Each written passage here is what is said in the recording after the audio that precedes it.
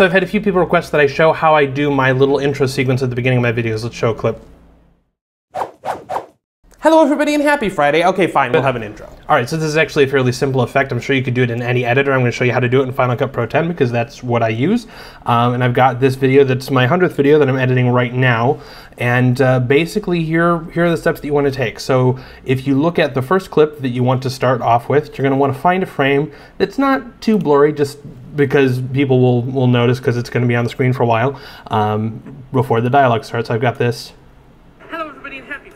All right, so that's where that starts, but if you look here, that frame's a little blurry. If we go advance, blurry, and that's probably the frame that we want. So I'm gonna go ahead and just cut the clip there and delete that at the beginning. So if then we scan to the beginning of this, I'm gonna go ahead and I'm gonna say export the current frame. So basically I want to just save this frame as a static flat image. So I'm gonna go ahead and save that. I'm gonna save it in Kevin Show's KS100. All right, so now we've got this file open in Photoshop, and what I need to do is separate me from the background. And there are a couple tools you can use. You can use the wand tool, which is convenient if you have a solid background, like in my main videos, but that's not gonna be very helpful here.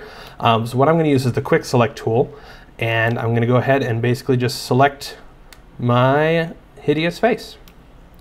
All right, and I'm gonna tidy this up a little bit. I'll probably jump cut to once I've got this kind of refined. All right, so that's not perfect, but it'll do. It's honestly better that there's too much in the subject than in the background. It's a little weird if the background flies in with a silhouette and then you've got just a random ear somewhere. And I'm gonna make a new layer from this, and I can go Command-Shift-J to do that. And then you can see I can toggle what shows up. And if you notice here, if I zoom in, it looks like I didn't do a perfect job. There's still a couple of pixels that it didn't get quite right.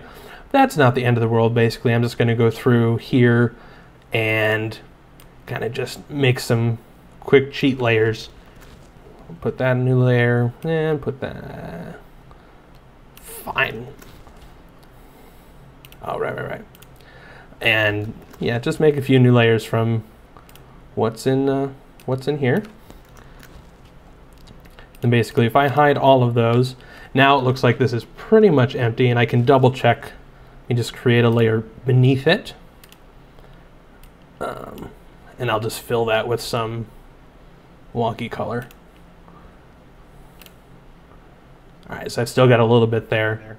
All right, that's good. I've tidied this up. There aren't any background pixels that shouldn't be there, so I can remove this background cheat layer. And now I'm just gonna save this with the transparency as a PNG. And I'm gonna save this as Kevin Show 100 me. And I'll go ahead and compress it. That doesn't really matter. And then as soon as that is done saving, now I can go through and I'll turn off me and I'll turn on all these background layers. And with a flat image, usually it's just one because you can usually get a pretty good selection, but sometimes you have to cheat and stuff with this. And then basically I'll save this now as a PNG as Kevin Show background BG.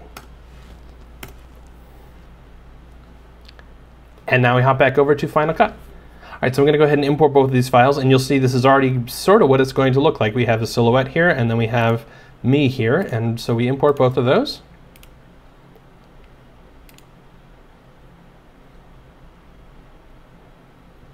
And I'm just going to add a black background to go right before this clip, and we'll animate everything else on top of it.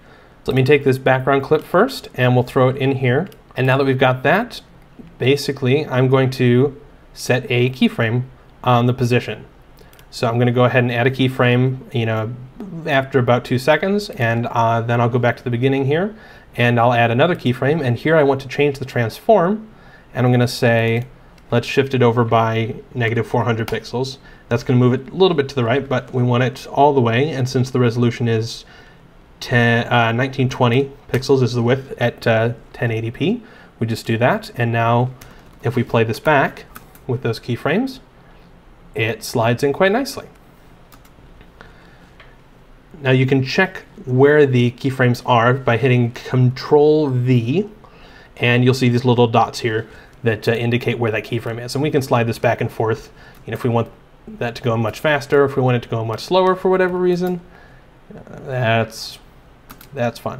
We'll go ahead and keep that relatively fast, and I'll close that. Well, I'll keep that open at the moment. And now let's go ahead and add in me. And I already have this set to right after that is flown in. And then, boom, see it overlaps because the transparency is there and it's perfect. But of course we don't want it to just pop in like that, so let's go a few frames further ahead and set another keyframe. And set a keyframe at the beginning.